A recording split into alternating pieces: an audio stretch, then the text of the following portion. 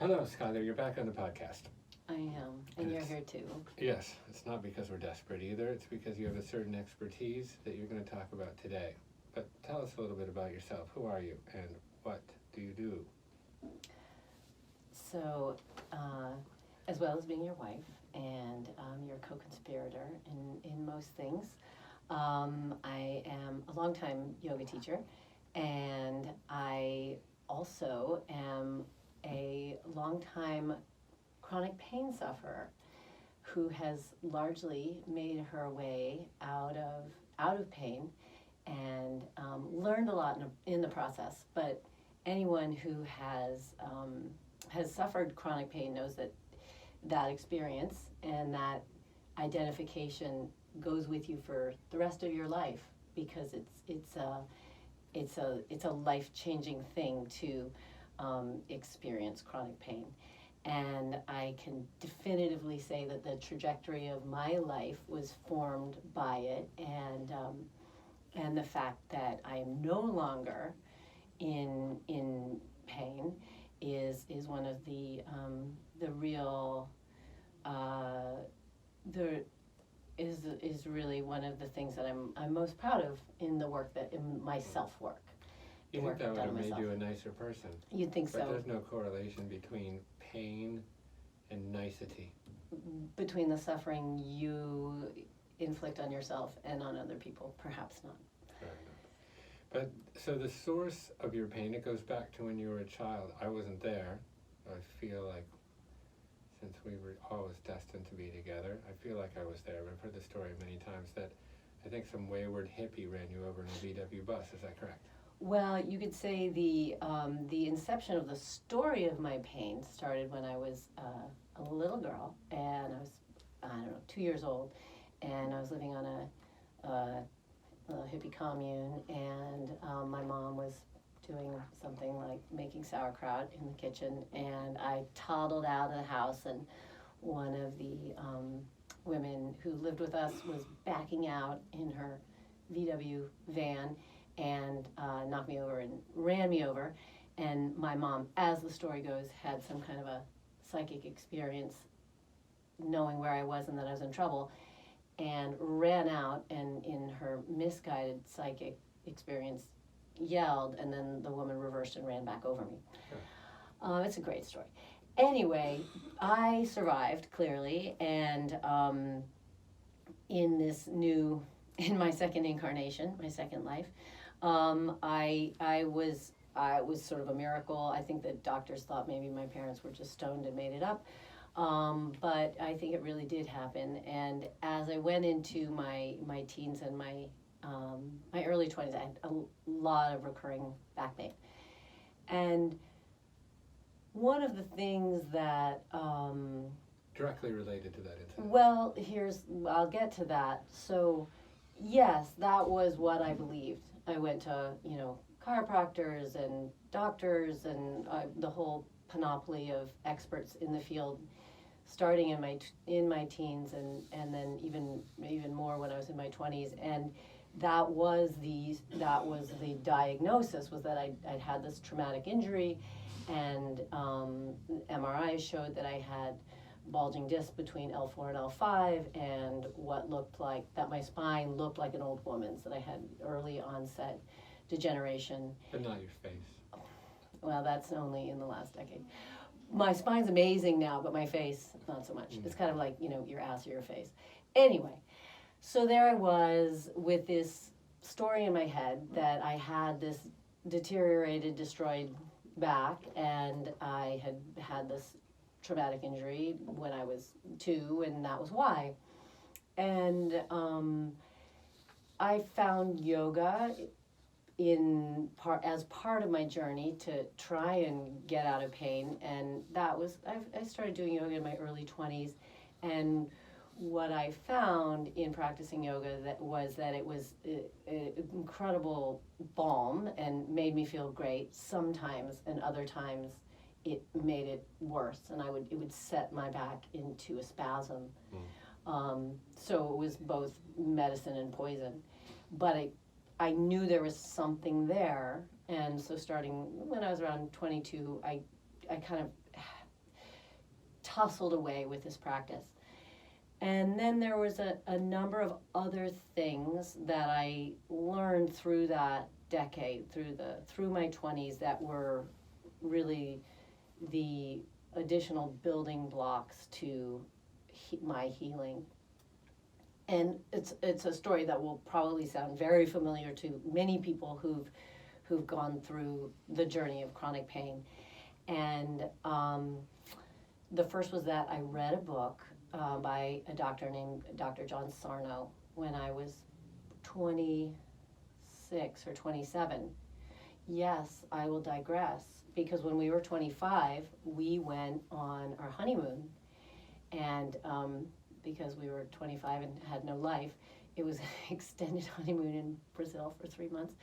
And that's when my back went into the worst spasm of my life. And you remember well, carrying me not across the threshold in a romantic candlelit evening, but to the bathroom, because I literally couldn't walk to the bathroom to pee.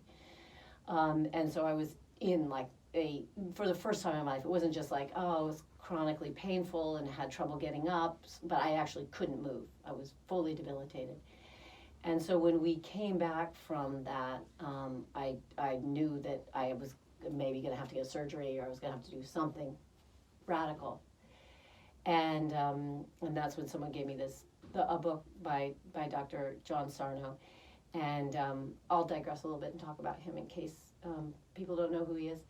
He was a doctor in New York City. He was a doctor at the Rusk Institute, and he was treating back pain primarily, traditionally, and like many doctors who treat patients with chronic back pain, was getting very poor results.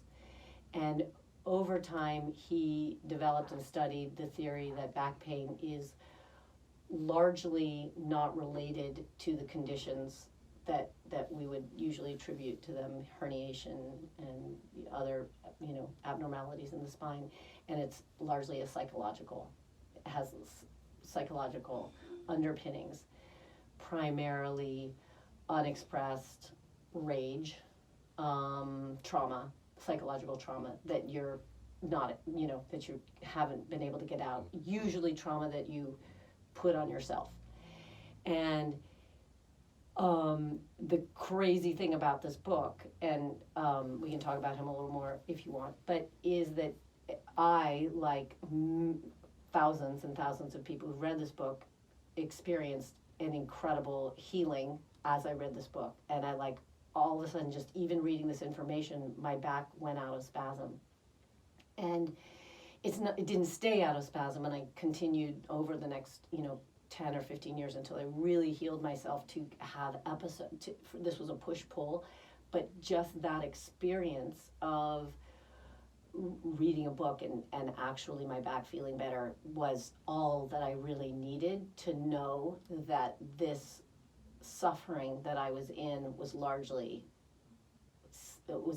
psychotic, had a psychogenesis. And he then went on through his life to determine that almost all chronic pain, and not just back pain, but things like ulcers or headaches, pretty much anything that it has a chronic nature, gastrointestinal disorders, all stem from psychological, unexpressed, unresolved psychological issues. And he basically said, you really shouldn't do anything. There's nothing physical. There's nothing you should do physically to address this. And I would say that I don't agree with that. I think that it is super important to restructure our bodies healthily and to address our the patterns in our body so that we live in our body more easily and healthfully.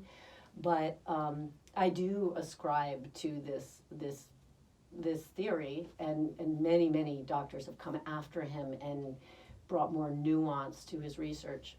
But do you think there's a delineation between chronic pain and acute and short-term pain? Because it seems that more acute pain can be directly correlated to trauma. or some Absolutely. kind of strain or something. Totally. Oh yeah. No, you fall over, or you pick up a really heavy vase, or you get in a car accident, you turn your head really fast, and you get whiplash. You've torn muscle tissue or a tendon, or there's nerve impingement, and there's pain. But all doctors will agree that it shouldn't take more than about 3 months to heal whatever trauma there is. That's about as long as it takes to heal, unless it's something that's, really, really radical burn or something. But that, the body has a tropism towards healing. Our body's really good at healing itself. So if pain continues past that point, what is chronic, then that becomes chronic pain. And that chronic pain, that's the reason it's such a mystery. So many doctors can't understand where it comes from, because very often the pain that patients feel is not even necessarily related to the underlying condition. There's actually one of the things that at the same time that I was getting into reading Dr. Sarno and other doctors who are doing the same kind of body of research, was there was a study that came out in JAMA in the mid-90s. Keep talking. Anyway. Someone fell off a ladder. Yeah, exactly. I know. I need to talk to them. So there was a study in the Journal of American Medicine in the mid-90s where they looked at like 100 X-rays of backs of people who suffered no back pain. They just took a random sample of people who had no problems, and only 35% of those people had like no problems. They were only like 35% had like quote unquote good spines, and the rest of them had herniation and bulging this and bone spurs and degeneration. They didn't experience any pain. And then there are people who suffer debilitating back pain, neck pain, and there's nothing that you could find on an MRI or an X-ray. So that in itself, I mean, it's pretty stark evidence that it's far more complicated than what's going on physiologically. Right. So let's maybe talk about the different kinds of back ailments that can cause pain, because obviously muscular and ligament oriented are probably the most common, right? Well, I mean, yes, but what we're saying is that you might not even have anything wrong with your muscles or your connective tissues that would cause pain. So there may be psychological underpinnings, but there are conditions like scoliosis, sciatica, bulging disc, herniated discs, muscle and ligament tear and strain. There are diagnosable symptoms or conditions. Correct. Of course, there are. And okay, so yes, there can be torn tissue that needs to repair. That just like any torn tissue in the body needs to repair. If there is inflammation and then that's compressing nerves, or a bulging disc that's pressing out and compressing a nerve, that is that's an underlying condition, and it's insanely painful. And just to be clear, by saying that there would be a psychological underpinning to pain doesn't mean by any stretch of the imagination that the pain isn't real. The pain is very, very real. But what happens is that when there is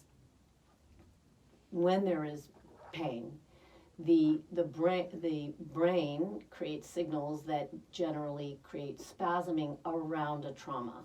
So this is often called the pain cycle. So you do something that's dramatic, a sharp twist or a turn or a fold, or you sleep in a funny way, you lift a heavy object, or you just have a chronic physical pattern that you do in your body over and over. So what causes the underlying condition? It might not be something dramatic. It might not even look like an injury. It might not be something that you could actually exactly pin a date to. But you actually have muscular strain. And then, especially in the spine, which is so close to our central nervous system, your brain sends out a message for your body to contract the muscles around that spot, basically to act kind of like a physical splint around that spot. So the muscles all around it, which aren't injured, those seize up. And then when those muscles seize up, you stop getting blood flow to those tissues. Muscles, tendons, nerves, all of those things need blood flow. And it's called ischemia. And so your regulated blood flow, even a minor reduction of blood flow to tissues causes a pain. Like that reduction of blood flow itself causes pain. You're not getting nutrients, you're not getting blood, and then you're not releasing waste product from those tissues. And that causes pain, even though there's not an injury there. There's no torn tissue. And then that pain sends a message to your brain that there's an injury, and then it sends a message back to your muscles to contract some more. So that's the pain spasm loop that your body and brain get into, this totally fucked up dance. And even though you're, after a certain amount of time, the tear or the physiological problem may well have healed, you're still in this loop. And that's being generated by your brain. So your brain has to cut the loop. And so people who have been through this process, it's not like you understand, like, oh, I'm really at the point, for example, now where I don't even really buy my old story about getting run over and that's why my back was screwed up. I mean, yeah, I have this underlying I have a seriously bulging disc between my lumbar 4 and 5. I was in chronic debilitating pain in my 20s. I developed a mental and physiological practice over 15, 20 years that took me out of pain. At the end of that time, I thought, oh my God, well, clearly I fixed my back.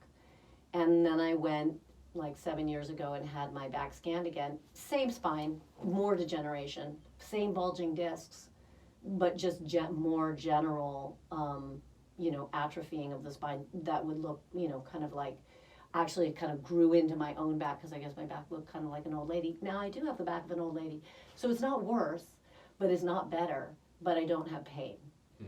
So, and I know now that I truly don't just understand intellectually, but I understand somatically that I'm okay, that I'm not, I'm not a victim of my history or of the pain itself if it should come, because it's not like I don't ever have back pain, but if I feel it coming on, before my whole body would go into red alert and I just knew that this was it. Oh my God, it's going to be so bad. I have to get on an airplane or whatever. I'm projecting into the future, the misery of this pain episode that's about to hit me.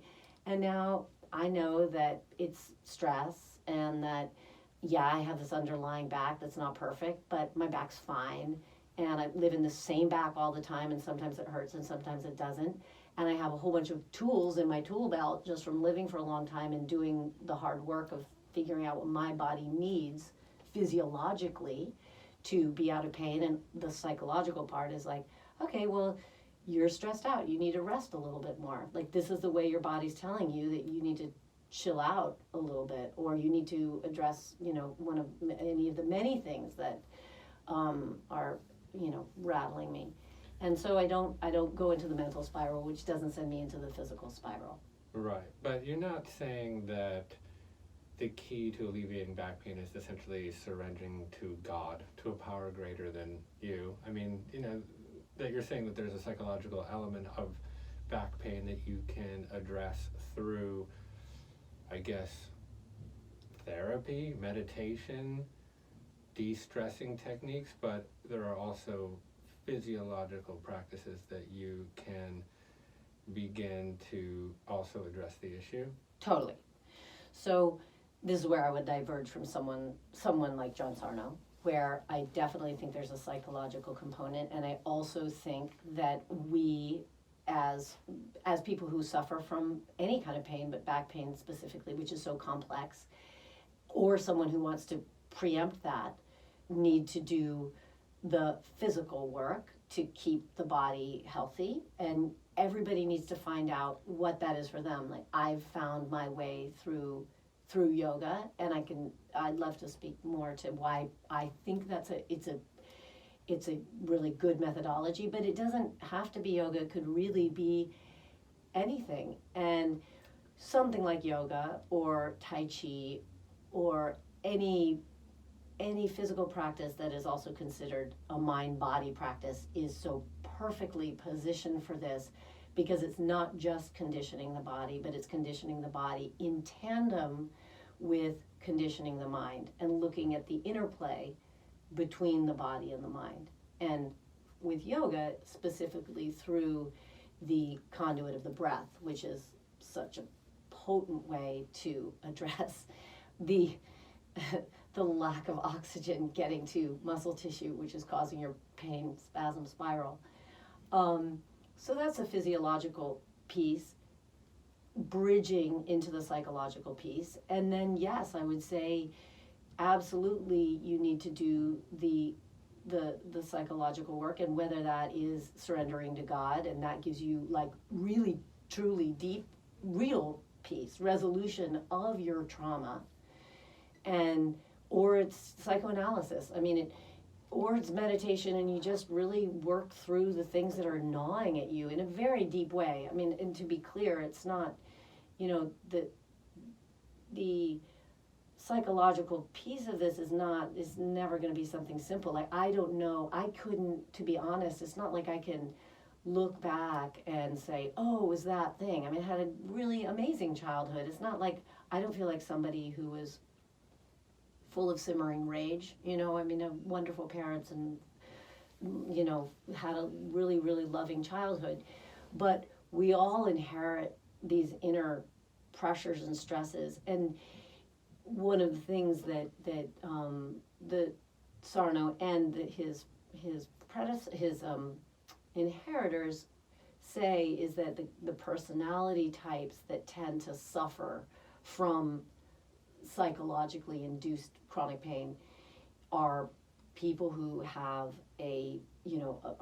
have a lot of ambition and have a lot of sort of self-judgment in they put a lot of pressure on themselves. And interestingly, another personality type is people who are do-gooders and put a lot of pressure on themselves that way, not just around their own performance, in a work or a social way, but about doing really good things in the world, which is so interesting to me, because I'm not saying I'm that person at all. No. No, you jerk. I would put myself in the first camp, but not necessarily in the second. No ambition. No ambition. Charitable impulse. Only when it comes to my husband. Anyway, it's self-pressure. It's like self-imposed pressure would be the simmering, boiling pot underneath that right. psychosis. But don't you think that modernity creates the conditions for back pain? I mean, absolutely. I think I read 80% of adults suffer from some form of acute or chronic back pain, depending. And in some ways, I suppose, like, evolutionary biology hasn't really caught up with the changing circumstances of modernity that have regressed so quickly. Absolutely. That if you essentially go back in history, to the agricultural revolution, well, we weren't really designed to bend over and, harvest crops and carry big satchels of grain. And, you probably saw the first instances of back pain some 10,000 years ago as we changed our cultural habits and the way that we lived. And then, of course, scientific revolution, industrial revolution, people working heavy machinery until now, which is essentially a sit-down culture where people just sit at their desks all day. And all of those things contribute to back pain, an unhealthy spine, and that our evolution hasn't selected for a new body yet, because we're just not moving, because we're moving so quickly. Our habits are moving so much faster than our ability to evolve, for sure. I mean, yes, 100%, and there's no question that the best thing proactively and physiologically that we can do is move consistently and stop sitting. I mean, just from a very technical standpoint, the human body is not designed to do what we're doing right now, sitting in a chair with our femurs at a 90-degree angle to our pelvis. It's probably one of the most, detrimental habits we all take on a regular basis. So how should we sit? Well, we should squat. If we can't squat, we should stand as much as we can, stand and move. So this whole revolution in standing desks and people, walking around with earbuds in and having a mobile office is a good thing. No squatting desks yet. Ball chairs, which we happen to have at our house in some abundance. Really, why the ball chair? Because it engages your core, is that right? Yeah, well, the ball chair, it makes your butt a little higher than your knees. So as soon as the angle between your thigh bone, your femur, going into your hip socket is more obtuse, like a wider open angle, it's going to allow the muscles at the front of your hips, your psoas and your more exterior hip flexor muscles to relax a little bit.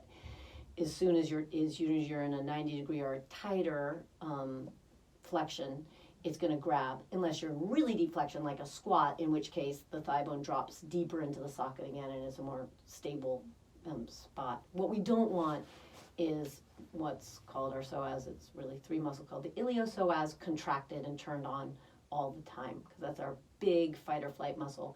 And that's another one of those loops, like the pain spasm pain loop. Your psoas, this big muscle that is really meant to help us charge forward and run away from a saber-toothed tiger, is not meant to be on all the time. It's meant to be able to turn on, but then turn off. But so much of what we do psychologically and physiologically in our bodies and our nervous systems now is turn that on all the time. And that big long muscle is kind of like a long flank steak, and it runs from at the back of your spine, or the front side of your spine, in your kind of deep belly, front back. It connects right around the bottom ribs where your diaphragm is, and then runs all the way down to your inner upper thigh bone. This is the longest muscle and one of the deepest muscles in your body.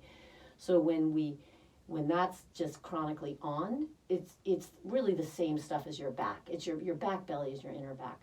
And that's a lot of what the course that I did for Commune is about, is both strengthening and opening that muscle group in the body, because we want it to be pliable, we want it to be really strong, and we also want it to be really soft. And many people have either a completely atrophied psoas, is weak, or they have a super tight, hard, like immovable psoas, and both of those things, bad news.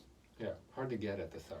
Super hard to get it, and you can palpate it, or a massage therapist can do it, but it's really, really painful. Oh, yes, the Thai massage.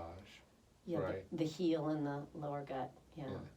So maybe take a moment to just go over some basic back anatomy, because there's a lot of terms that get thrown around: L3, L5, the thoracic back, the lumbar, coccyx. I don't even know what I'm talking about. But you look cute saying it. Cervical curve. Sure. So your spine has a few S curves. It has a few curves. It's in an S curve, I should say. So a healthy spine has a curve in where your neck is, and then a curve in where your lower back is, and then it dips out where your upper back is, your upper middle back. That's called your thoracic spine, where your upper back is where your shoulder blades are, and then your neck is your cervical spine, and your lower back is your lumbar spine. And then your lumbar spine then ends at your sacrum. Yogis love to talk about the sacrum. It's just one of those things. And your sacrum is really the very bottom of your spine, and that's where it lodges right into the top of your pelvis. And it's kind of shaped like a little spade. And it sits right in the top of the pelvis, which is shaped kind of like an inverted spade. And that has your tailbone at the very bottom, and then it has a sort of broad kind of triangular shaped thing, set of bones. We're really like fused vertebrae. And the place where your sacrum and the very bottom of your lumbar meet is where a lot of people have dysfunction and pain. It's also a place where the sciatic nerve can run through. It can also then, the sciatic nerve also then runs down through the muscles of your glutes, and tightness there can impinge that nerve, and that's what then causes what we call sciatica, which is kind of a zingy, nervy pain that then can run down your leg. It can live in your lower back. It can also run down your leg. So tightness in that area, compression in that area, definitely can lead to anything from tightness to severe, totally debilitating pain. And one of the things, kind of getting back to this sitting issue, is that when we sit in a regular chair, very often the tailbone is kind of rolling underneath us, and the lower back, instead of having a nice, good, rounded shape, bulges back, and so you flatten out your lumbar spine, and then all the muscles around that will start to grab on at both the front and the back. At the front, in that psoas area, it's grabbing on at the front, and in the back, you've lost the balance of the curve. And if you don't have this S curve, this set of curves, you've lost like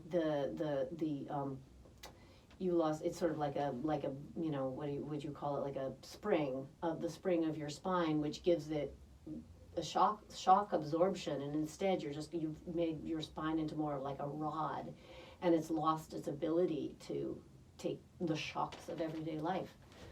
And you set up a cascade of counterbalancing tightnesses in the body.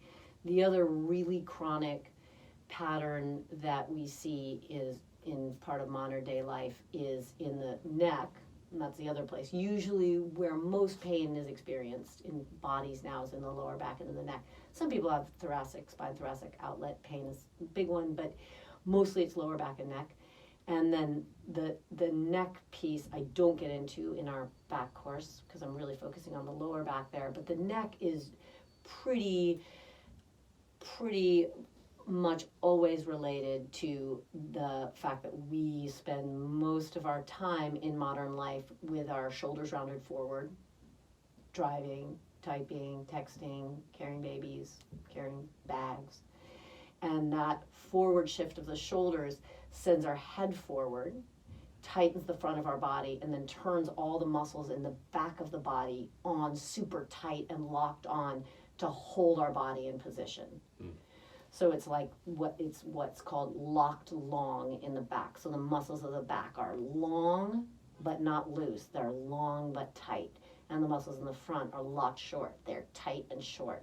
And then that just causes imbalances, restriction of oxygen flow, ischemia, pain, cycles of pain, spasm, pain.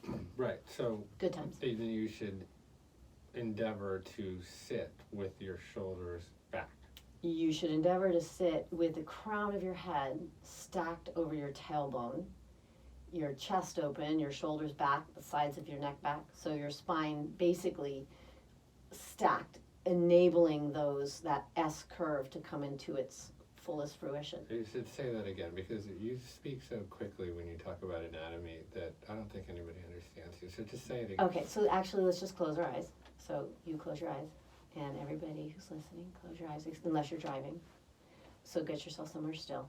And with your eyes closed, just do a little mental inventory of your spine and your head there sitting at the top of your spine, and see if you can feel where the crown of your head balances in relation to the very bottom of your spine. That's your tailbone, right there at the very bottom, and see if you were to slide the sides of your neck back a little bit and draw the outer upper shoulders, the outer upper arm bones and shoulders back a little bit, and then maybe to lengthen your tailbone down if you feel you've got a lot of curve in your lower back, or maybe if you feel in your inner inventory, in your mind's eye, that your lower back is really flat, to poke your tailbone back a little bit.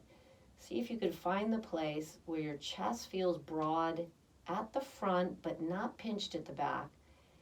The sides of your neck slide back and feel soft, and the crown of your head feels balanced on top of your tailbone. So there's a feeling of stacking, top over bottom, and then in between, there's a lightness in the curve of your neck, the soft roundness of your upper back, still being broad at the front, and a nice curve in your lumbar, nice curve in the lower back, just above your pelvis. And then you'd like for those curves, ideally, to remain in place without over-efforting, because efforting then just leads to patterns of tightness. So it's not like if you can open your eyes now, darling. It's not as if you can restructure your body in a day or a week or a month, and it's one of the reasons that doing conscious practices like yoga or Feldenkrais or Pilates, where you are actively working on the alignment of your body in different shapes, all different shapes, not standing, not seated, in a whole variety of postures. You're constantly bringing your attention back to where your body is in space and trying to rebalance it in all different relationships to gravity.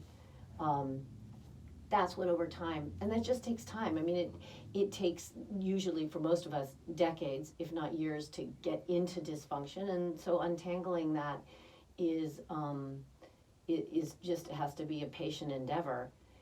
But I do believe, I really truly in my heart believe that the body wants to heal. I mean, until we die, and we're all headed in that direction. But most of the time in our bodies, most things are going right. I mean, the fact that, you're sitting around and doing anything, even if you're in chronic pain and you feel like things are going so wrong. And when we are in pain, all you feel is the pain. But at the same time, all of the unseen forces that are going forth in the most incredible, miraculous way are so right. So, I always try so hard. It's really hard when you're not feeling good, but to remember that mostly living is a cascade of things going right. It's an optimistic thought. So can you unpack a few of the other things that you talk about and teach in the course, both from a breath perspective and a core perspective? Sure. So I will say, relating to this particular course, that's not allowed. That is so illegal. Yellow card for Grant. Use the force. So the breath, and really one could do, I think, a deep dive on the breath and pain recovery. That would be phenomenal. Put that on the long list of things to do. But the breath is this incredible translator or conduit between the seen and the unseen. So in case you don't know anything about our nervous system, there is the sympathetic and the parasympathetic nervous system, which are both part of our unconscious nervous system, the things all of the processes that we don't control. Our digestion, our heart rate, the cascade of hormones that course through our body, our orgasm, all of the things, defecation, all of the things. I have a lot of control over that. Oh yes, I know. That's the autonomic. We're not going to digress into your Well, you said it. dirty mind. So we have.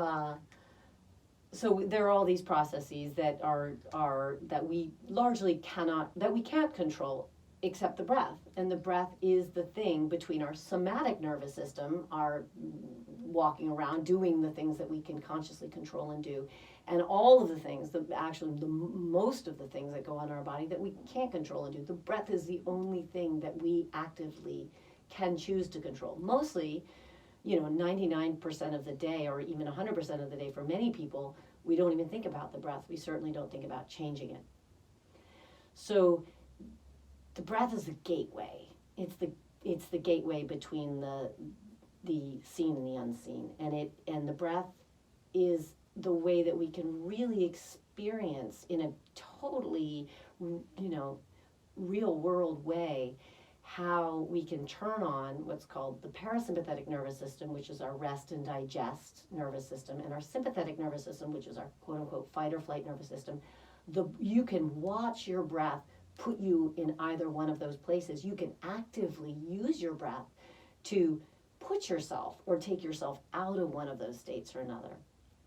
So when I started to get a glimpse of that through the yoga practice, I was like, oh my, yeah, that is powerful.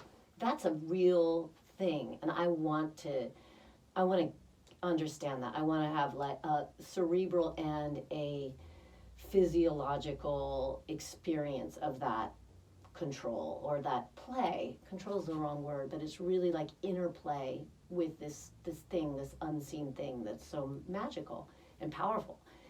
And so I definitely got into practicing pranayama on my own, and then teaching some in my classes. And at the same time, I was fascinated with what's called Uddiyana Bandha. And just really quick, the bandhas are 3, sometimes called locks. I like to translate it more as a valve in the body. 3 points in the body that in the yoga practice we can control physiologically, anatomically, muscularly, to control and play with the flow of energy in the body. So the very lowest one is the pelvic floor muscles, and the whole pelvic floor diaphragm, outer and inner, the pubococcygeal muscles, then up into the pelvic diaphragm, just the pelvic floor muscles. And then the middle one is a little harder to pin down physically, but it's the lifting in and back and up of the muscles behind and underneath the diaphragm. Uddiyana in Sanskrit translates to upward flying. So it's not as straightforward as just lifting your pelvic floor muscles. It's affected by creating a vacuum in the body, kind of like if you sucked air out of a paper bag. If you suck the volume of air or the balance of air out of your lower belly, and that created a vacuum, a hollowing in and up of your lower abdominal muscles and viscera. That action of hollowing back and up is Uddiyana Bandha. In the classical yoga practice, you enact this lifting of the root and then up into the middle to bring prana or energy, life force, down from the base up towards through the heart, through the throat, into the head, and then at the top you sort of cap that energetic pot with what's called Jalandhara Bandha, which is really like a throat diaphragm that puts a lid on the pot, and then you've got this churning experience of energy in your body. So that's sort of the short version of bandhas.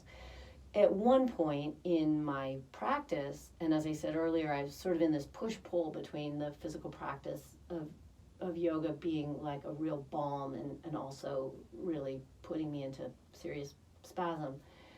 I learned about the bandhas, and I learned how to do Uddiyana Bandha in some workshop, because it's pretty, it's kind of a little bit, it's more out there than the kind of thing you're going to get in a yoga class, regular yoga class. And inside my body, I had an aha moment, and I had no idea. I mean, I really didn't, no one was talking about what the anatomy of that was.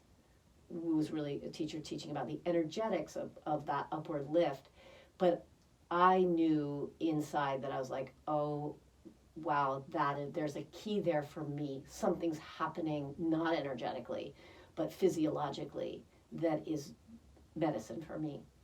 And so I explored it, and I learn more about it. I got better at it because it is actually something you do, and you have to, you have to practice and learn, and I learned how to do it, and it was like amazing on my back.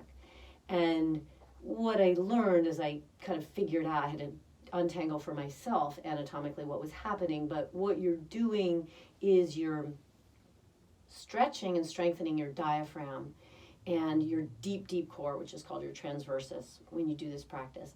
And those are muscles that are the tendon and ligaments and muscles of the diaphragm are all very difficult to access. I mean, it's not really like, when we breathe really deeply, we work our diaphragm. But this is like stretching your diaphragm in a way that you really can't even do any other way that I know of. And the diaphragm, the muscles and other soft tissues of the diaphragm interdigitate with the top of the psoas muscle. We talked a little bit about the psoas. So, and that's a intersection of muscle groups and connective tissue that you're really not going to mobilize doing anything else that I can think of.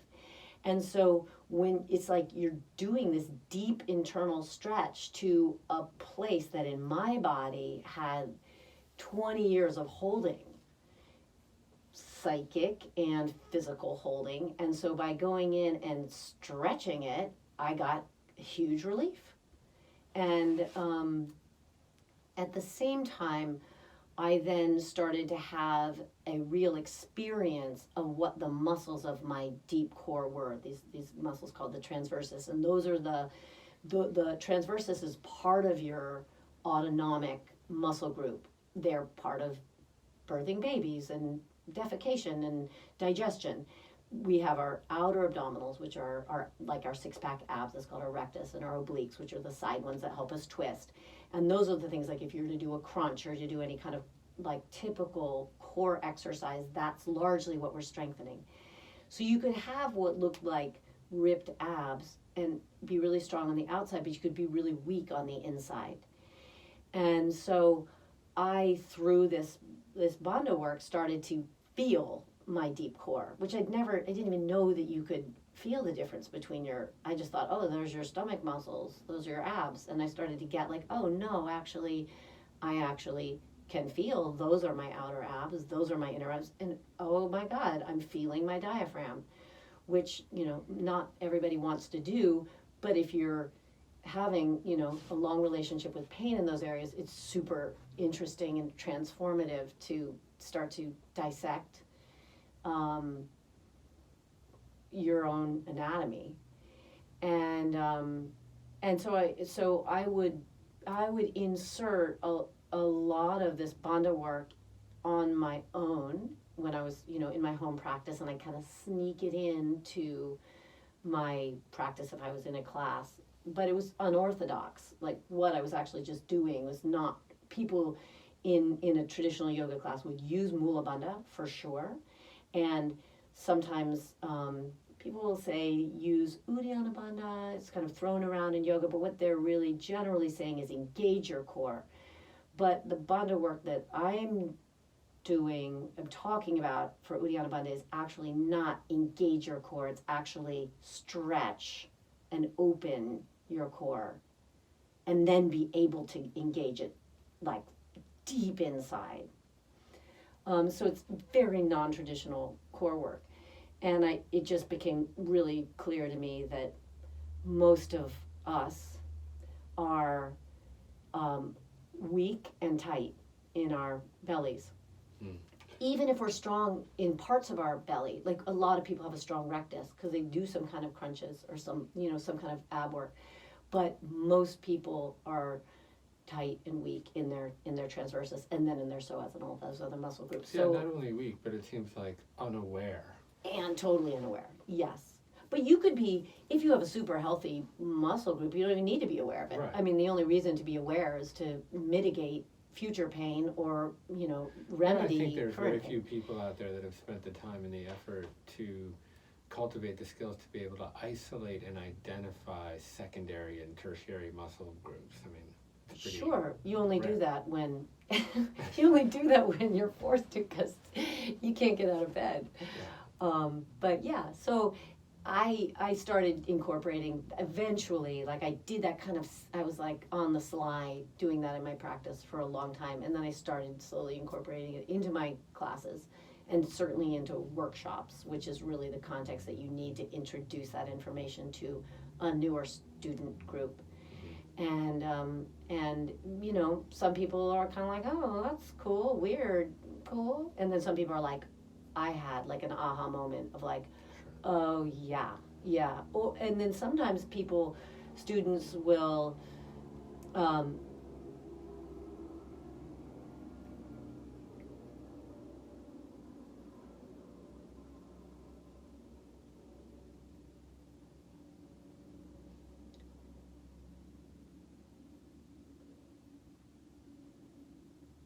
sometimes students will come to one of these workshops and they don't have any back pain per se, and then a month later I'll get an email saying I've suffered from chronic constipation for 20 years, and for the first time in my life I'm having like a regular poop.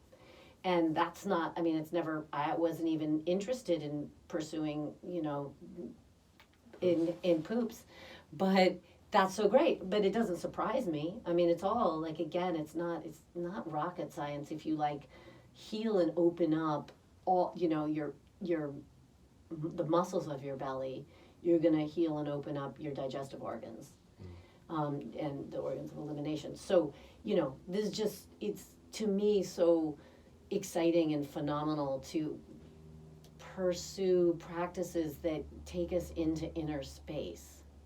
Because why not? We walk around in this body largely ignoring it, except for this, this little sheath on the outside.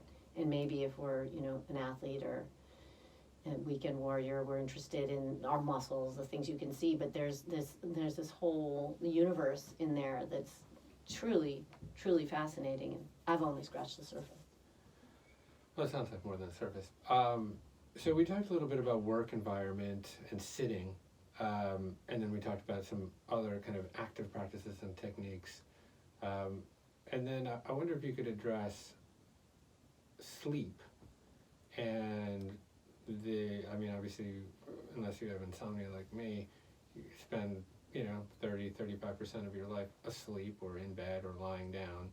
And are there preferred positions for sleep that people should be taking for optimal back health? Yes. The consensus really is on your back, on a firm mattress. If you can't sleep on your back, then better to sleep on your side with a pillow that has your head, more or less in line with your spine, not higher, not lower. So your spine is balanced. And then the worst of all, sleeping on your stomach, but that's really nice, and I know you do it. Yes, sometimes. Often. Sleeping on your stomach, the worst, because when you think about that, like your head's going to inevitably have to turn to one side or another, which is not going to be the optimal alignment of your head to your spine. Mm-hmm. What else would you say for people that are experiencing pain? Where is their first stop? What's their first resource? What's their first practice? How do they get in? Because, you're obviously talking about Bandha work and some things that are fairly esoteric. Yeah, and advanced and requires some degree of awareness or a practice. For, I suppose, an average guy like me who's sort of a weekend warrior athlete, professional, that, suffers in and out of lower back pain. What are, I don't want to reduce this to 5 hacks for back health, but I'm going to for a second. Just, what are the kind of basic common denominator ways that we can maintain health in our back? Yeah. So I would say, number one, you need to, if you suffer from pain, you need to assess whether it's chronic pain. And if it's chronic pain, I very strongly recommend that you be open to examining whether it has a psychological component, while 100% acknowledging that the pain that you're feeling is totally real, and it is actually a physiological phenomenon that you're experiencing, but entertain the idea that you could do some inner work that would be groundbreaking for you in changing your relationship to that pain and the pain spasm pain cycle. That's number one. And then you have to find what the modality that works for you in your life and in your, philosophical and religious framework that actually helps you do the work, the inner work. And then from a lifestyle perspective, we need to move. None of us move enough. And so, some of us have more leisure time to be able to move, some don't, but almost everyone can move more than they do already. It's the kind of classic but boring, take the stairs instead of the elevator. At lunch, go for a walk. For the most part, we need to exercise more and with less impact. So much better to get moderate exercise regularly than to go be a weekend warrior. I mean, a lot of injury happens to people who are sedentary for long periods and then go out and exercise hard. Mm-hmm. Look at your posture on a regular basis, like adjust the way that you work. If you work on a laptop or a phone, and be a big dork and get your keyboard up to a place where your spine is in good alignment and your shoulders are back and you're not hunched forward and your head's not dropping forward. Because even if your problem is lower back pain, that rounding, the slumping forward, the kyphosis as it's called in your middle upper back, is going to set your whole spine off in a cascade of badness. That's 3 hacks. Your 4th hack is to get really interested in strengthening your deep core. And whether you are doing it at the gym or you're doing Pilates or you're doing yoga, know that you could have an amazing, super strong, awesome abs without ever doing a crunch again, ever in your life. I'm actually really down on crunching. I think that many of us are over strong and short in our outer abs, the rectus that I talked about, the 6-pack abs. Those shortening tend to draw your front body tighter. That same hunched forward posture is not what we need. We need strong but long outer abs and a strong deep core. So, for example, in a yoga class, when you're doing plank, that's a deep core exercise because gravity is pulling your organs down and you are using your deep core and your outer core muscles to hold your organs up against gravity. So any kind of exercise that you do, and I share in the course the abdominal exercise that I do, as you know, it's probably the only thing I do almost every day, but I do this deep core exercise that's so dumb looking, and it really it's the beginning of it barely looks like anything. It's really like an inner core resistance exercise, but it's basically like creating a strong and healthy inner corset for your body that stabilizes your spine and holds your organs in so that the rest of your body can move and be still and in motion more efficiently. So strengthen your deep core. I went on way too long of a tangent. I'm really bad at bullet lists, and now I need a 5th one, and then learn to release that, because in the same way you wouldn't want to have tight hamstrings, you don't want to have tight abs. Right? We have this weird psychosis in our culture about having tight abs, but you don't want to have a tight. Thank God for me. So that's it. Those 5. I give you a bullet point list of 5. You could write them out. You did. Stick them on your forehead. You are an amazing woman. I'm always shocked by how much you know and how much that I don't know that you know until I started this podcast. Now I have you on all the time just to keep the marriage going and spicy and impressive. You are so impressive. Thank you, dear. And you've helped so many people through back pain. You've caused a lot of mental anguish along the way. I send your back into spasm on a regular basis, but, you know, then you wouldn't have the good work to do. That's true. I love you. Mine. Are we signing off? We're signing off. All right. Cheers. That's good. Yeah. You know a lot about that. I'm not surprised, but of course. You're surprised? No, I'm not surprised. Oh. Yeah, Okay. there you go. Have me back. No pun intended. Burp. Burp, burp.